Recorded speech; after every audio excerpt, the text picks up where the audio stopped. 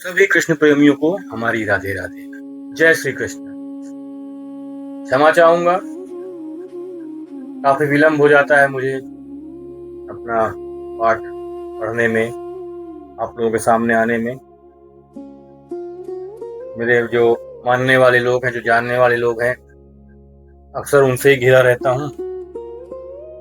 और क्योंकि ये जो आपके सामने आता हूँ, इसका कोई भी व्यावसायिक रीजन है नहीं। मेरे जानने और मानने वालों का कहना है कि आप जो बोलते हैं, जो व्याख्या करते हैं, बहुत ही सरल होती है। अक्सर सोशल मीडिया, यूट्यूब में या और जो बोलने वाले हैं, कई बार वो बहुत ही गहरे शब्द बोल देते हैं जो आजकल आम इंसान को समझ में नहीं आता है। मेरा भी यही कहना रहता है कि बस आप लोगों को अच्छा लगता है, ये मेरा सौभाग्य है। तो आज हम श्रीमद् भगवद गीता के द्वितीय अध्याय के सेकंड पार्ट का पाठ करेंगे, श्री कृष्ण का आशीर्वाद लेते हुए। श्री कृष्ण गोविंद हरे मुरारी हे नारायण बाबू। चलिए शुरू करते हैं।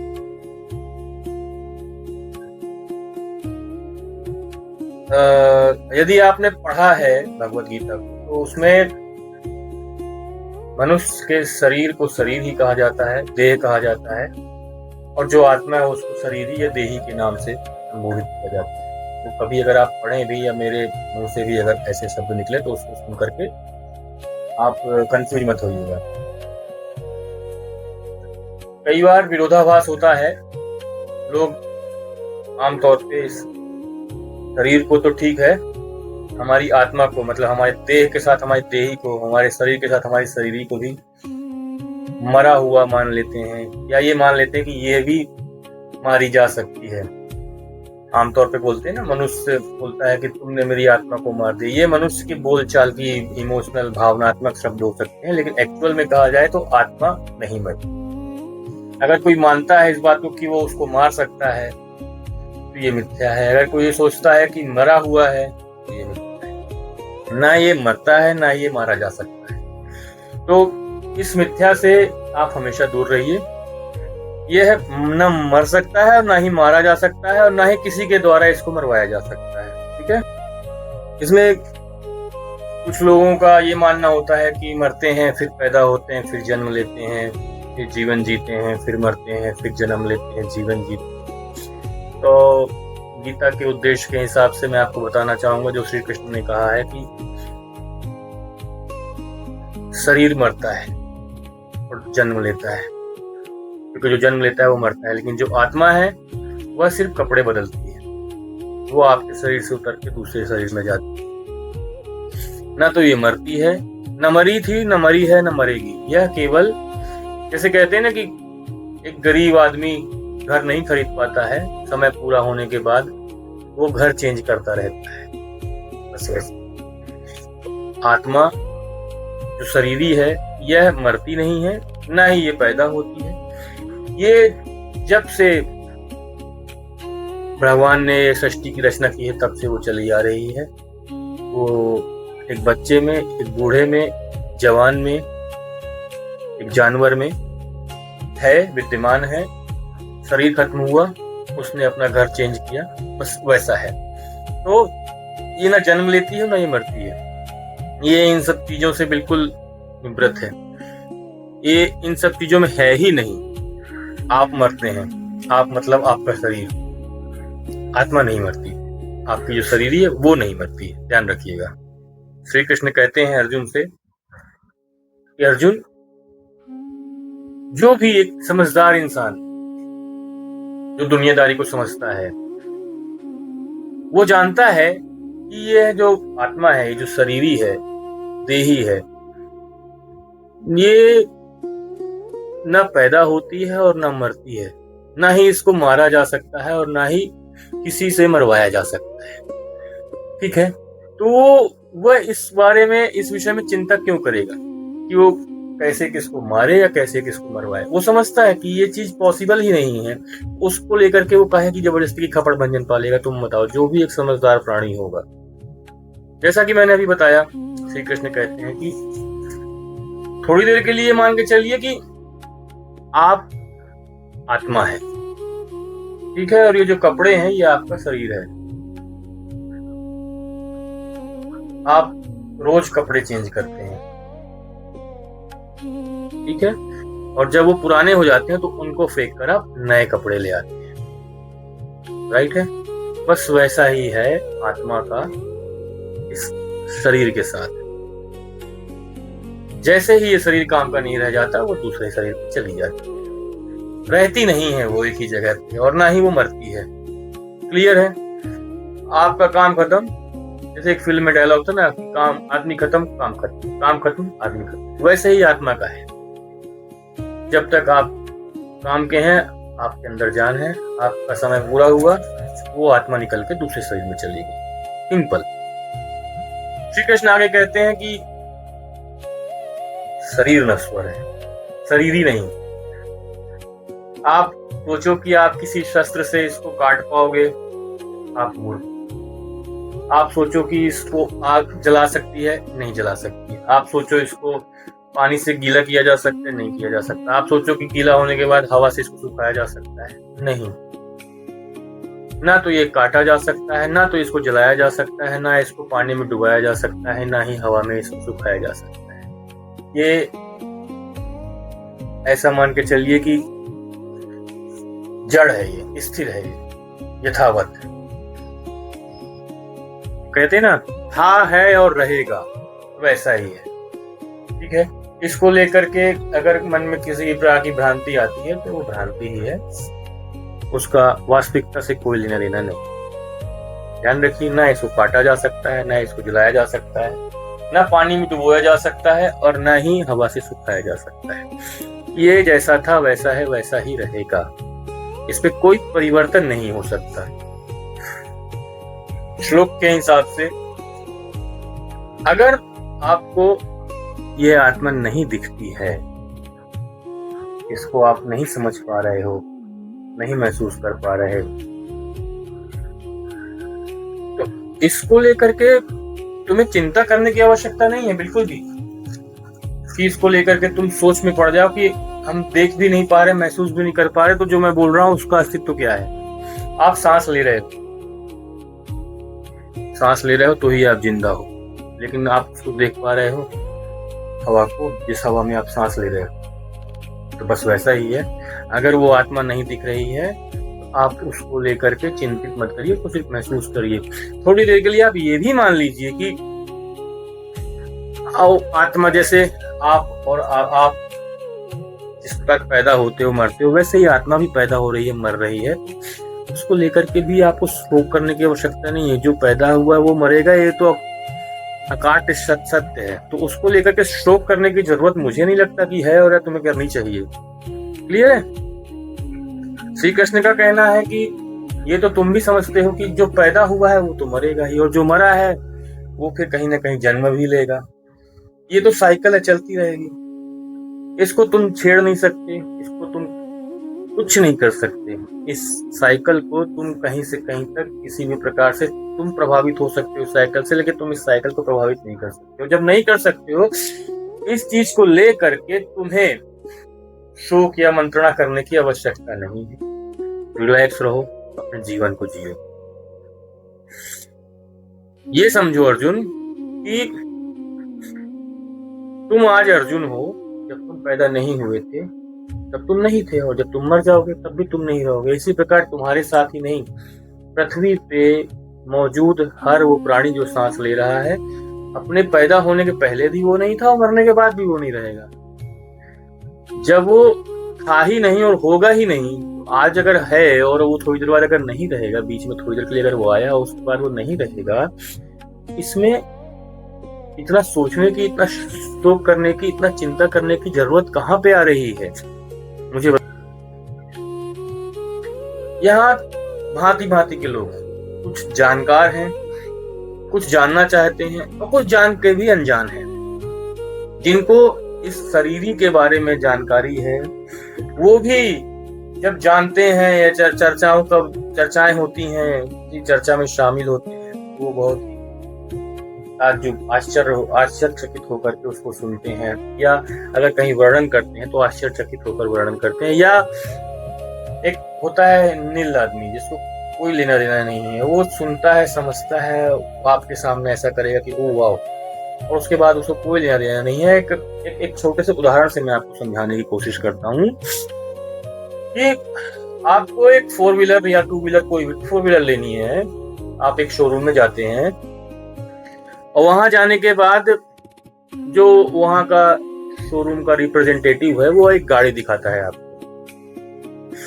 आप जब गाड़ी लेने जाते हो तो मेंटली प्रिपेयर होकर के जाते हो, और उस जो भी गाड़ी आपको लेनी है उस गाड़ी के बारे में पूरी जानकारी आप गूगल के थ्रू, यूट्यूब के थ्रू, या जहां से भी आपको जानकारी मिले आप पूरी लेकर के जाते हो।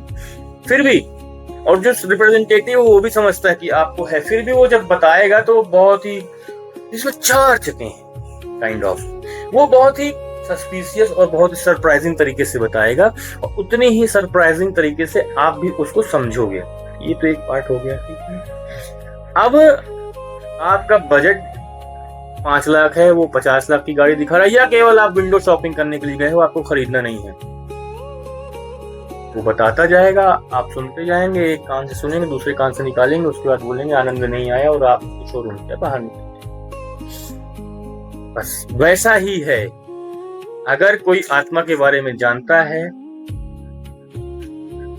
जानने के बाद भी जब वो इसके बारे में किसी को बताएगा तो उसके नजरिए से ये एक बहुत ही सरप्राइजिंग चीज है, और जो जानता है, जो जानना चाहता है, उसके लिए भी सरप्राइजिंग है, और जिसको जानना ही नहीं है वो भी आपको जाहिर करेगा कि सरप्राइज है, लेकिन उसको कोई फर्क नहीं पड़ता कि क्या हुआ और क्या नहीं। आगे कहते हैं श्री कृष्ण कि अर्जुन, यह जो आत्मा है, देही है, शरीरी है, यह सिर्फ तुम में ही नहीं, यह हर उस प्राणी में है, धरती में रहने वाले हर उस प्राणी में है जो सांस ले रहा है, इसके सांस चल रही है, जिसको हम प्राणी कह रहे हैं। चाहे वो पेड़ हो, चाहे वो चींटी हो, चाहे वो हाथी हो, चाहे मैं हूँ, चाहे तुम हो, चाहे वो छोटा सा बच्चा हो, चाहे मरने वाला व्यक्ति हो, चाहे मृत्यु सैया पे लेटा हो, चाहे बुजुर्ग हो, चाहे यंग हो, सब में है वो। तो इसके लिए तुम्हें किसी के लिए शोक करने की आवश्यकता नहीं है। ये ऐसा कहीं से कहीं तक कोई कारण नहीं बनता है कि जिसकी वजह से तुम शोक करो। वो जो चींटी है जिसको हम नहीं देख पा रहे हैं वो भी मरेगी, वो हाथी है वो भी मरेगा, उस पे शोक नहीं, पेड़ कटता उस पे शोक नहीं, तो फिर मनुष्य के मरने पे तुम्हें शोक क्यों होगा? अर्जुन, इस चीज को जान के, समझ के ये जान लो कि तुम्हें किसी भी तरह का शोक या चिंता करने की आवश्यकता नहीं, क्योंकि ये तुम्हारे लिए चिंता का विषय है ही नहीं। अब अगर तुम ये समझो अर्जुन कि क्षत्रिय धर्म में, क्षत्रिय का धर्म युद्ध करना। अब अगर तुम अपने कर्म से विमुख होकर के, विचलित होकर के ऐसा कुछ सोचो कि तुम्हें शोभा नहीं देता है, क्योंकि क्षत्रिय के लिए युद्ध से बढ़कर कोई कर्म नहीं है और कर्म से बढ़कर कोई धर्म नहीं है, और क्षत्रिय के लिए दूसरा कोई इससे अच्छा कल्याणकारी कर्म भी नहीं है। जो क्षत्रिय है, कहते हैं ना कि 4 वर्ग में बटा हुआ है समाज, क्षत्रिय, ब्राह्मण, व्यापारी और शूद्र। हर किसी का अपना अपना कर्म है और हर किसी का जो कर्म है वही धर्म है। कहते हैं ना कर्म प्रधान बनिए, तो क्षत्रिय के लिए तो युद्ध ही सबसे बड़ा धर्म है। तो तुम्हें अपने धर्म से विमुख होने की आवश्यकता कतई नहीं है। अब ये समझो कि एक क्षत्रिय के लिए खुद ब खुद अगर एक युद्ध उसे प्राप्त होता है एक तरह, तो ये मान के चलो अगर वो युद्ध को लड़ता है तो वो उसके लिए वो अपने आप स्वर्ग के खुले हुए द्वार के जैसा है। बहुत ही भाग्यशाली है वो क्षत्रिय जिनको इस प्रकार खुली बाहों से, जिसको कहा जाए खुली बाहों से युद्ध प्राप्त होता है। अगर तुम किसी भी वजह से अगर तुम इस धर्म युद्ध को लड़ने से पीछे हटते हो, अगर तुम इस युद्ध को लड़ने के लिए किसी भी वजह से सही गलत से मतलब नहीं है अभी, क्योंकि धर्म ही तुम्हारा युद्ध करना है और तुम उस धर्म से विमुख हो रहे हो। अगर तो भी कारण कोई भी हो, अगर तुम इसको त्यागते हो, इससे पीछे हटते हो, तो ये मान के चलो जो तुम्हारे कीर्ति है, जो तुम्हारी यश है, उन सबको अपने आप तुम त्याग करके पाप की प्राप्ति करते हो। कुछ देर पहले जो तुम कह रहे थे कि इनको मार के मुझे पाप की प्राप्ति होगी, नहीं, अगर तुम धर्म को नहीं पूरा करते तो तुम्हें पाप की प्राप्ति होगी। जो तुम्हारी यश है, जो कीर्ति है, जो अभी तक तो हम ये मान रहे हैं कि वो सदा रहेगी लोगों के हृदय में, लोगों के दिल में, लोगों के जहन में, वो कीर्ति अपकीर्ति में बदल जाएगी। वो सम्मान लोगों के हृदय में तुम्हारे लिए असम्मान, अपमान में बदल जाएगा। वो जीवन तुम्हारे लिए बड़ा ही दुखदाई होगा। जो तुम बोल रहे हो कि मैं भिक्षा मांग करके जीवन यापन कर लूंगा, नहीं, वो तुम्हारे लिए मृत्यु से भी बढ़कर होगा। वो जो समय गुजरेगा तुम्हारे युद्ध छोड़ के जाने के बाद, जो बड़े बड़े योद्धा तुमसे आज डरते हैं, तुम धनंजय कहलाते हो, तुमने पूरे विश्व के बड़े से बड़े योद्धाओं को पराजित किया है, वो भी जो तुमसे डरते हैं, तुम्हारे युद्ध छोड़ने के बाद वो भी तुम्हें तिरस्कार के भाव से देखेंगे, तुम्हें युद्ध से पीछे भागता हुआ मानेंगे। तुम्हारी जो छवि है वो तुच्छ से प्राणी जैसी हो जाएगी। अब तुम खुद बताओ, जो शत्रु आज तुमसे थर थर कांपते हैं, वो जगह जगह तुम्हारी निंदा करते हुए घूमेंगे। तुम्हारे को जो नहीं बोलना चाहिए वो शब्द भी तुम्हारे को बोलना शुरू करेंगे। तुम खुद बताओ कि क्या वह समय, क्या वह बातें जो वो बोलेंगे, क्या वह तुम्हारे सुनने लायक रहेंगी? क्या तुम उनको सुन पाओगे? एक बहुत छोटी सी बात बोलता हूं, तुम समझना मेरी बात को। अगर युद्ध करते हुए तुम्हें मृत्यु की प्राप्ति होती है, तुम्हारे लिए स्वर्ग के दरवाजे खुले हुए हैं। और अगर तुम युद्ध में जीत जाते हो, तो इस धरती पे ही तुम स्वर्ग की तरह राज करोगे। इसके सारे सुख सुविधा और जितने भी भोग हैं उनको भोगोगे। तो कुंती पुत्र, किसी भी प्रकार की मन में संशय को त्याग करके लाभ हानि, जय विजय, सुख दुख, मान सम्मान सबको किनारे करो, खड़े हो जाओ, युद्ध करो। क्योंकि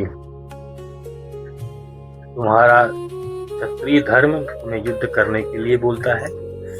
और यदि तू युद्ध करेगा, अपने धर्म को, अपने कर्म को पालन करेगा, किसी भी तरह से किसी भी पाप का भागी नहीं होगा।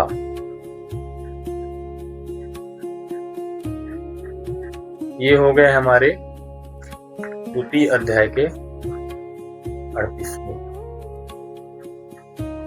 मैंने पहले भी कहा है आपको, अगर मैं एक साथ पूरा पाठ करूंगा तो या तो आप बोर हो जाएंगे या आप आनंद नहीं लेंगे। पढ़ेंगे भी, सुनेंगे भी तो आनंद नहीं आएगा। और भक्ति भाव, भगवान का नाम अगर रस लेके न किया जाए तो जिस उद्देश्य से हम कर रहे हैं पाठ को, भगवान का नाम ले रहे हैं, जप रहे हैं, उद्देश्य की प्राप्ति नहीं होगी। तो आज हम यहाँ पे द्वितीय अध्याय के सेकंड पार्ट को विराम देते हैं। और एक बार फिर आप सभी से बोलना चाहूंगा,